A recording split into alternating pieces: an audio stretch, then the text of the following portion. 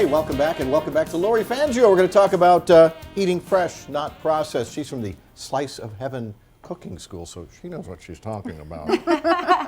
That's right. A lot of people need to know this because a lot of people are trying to get away from processed foods, but they don't know where to go. They don't know what to do. And one of the easiest things to do is to choose your protein wisely. So if you choose a quick cooking, simple protein, and then just plate it like I've done here. I have a chicken, and all we're gonna do is dip that in butter and then mix it in some breadcrumbs and seasonings, a little bit of flour, put that on a baking sheet, and that's all there is to our chicken.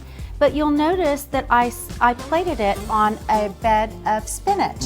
You can dress the spinach with oil and vinegar if you want, or just put the warm protein on and it'll start to wilt it down a little bit. Add some fresh fruit and you have a fresh plate of food. Is presentation important because it's kind of simple food, but you don't want to get bored with it? Exactly. And the more fresh food you can incorporate, the better.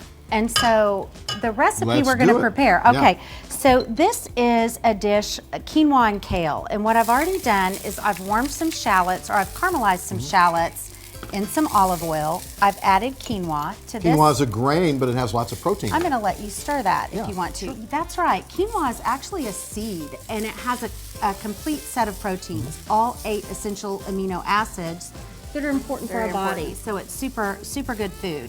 We're gonna add some fresh corn, and then we're just gonna turn our heat off, and we're gonna add the rest of the goodies to make this really yummy.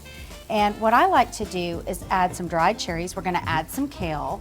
The dried cherries give a lot of chewy goodness to this dish, and just a little hint of sweet as well as the fresh corn.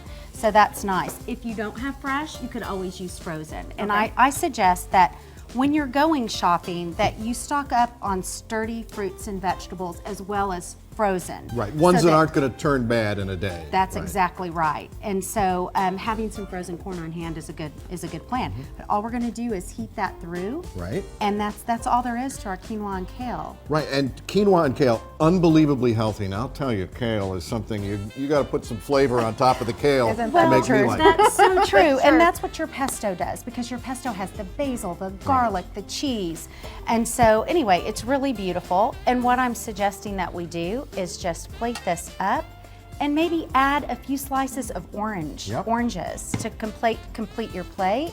And look how beautiful that is. Oh, that looks great. And it's all fresh food and made in just a matter of minutes. The recipe and a link to your cooking school, Slice of Heaven Cooking School, on fox4news.com. We'll be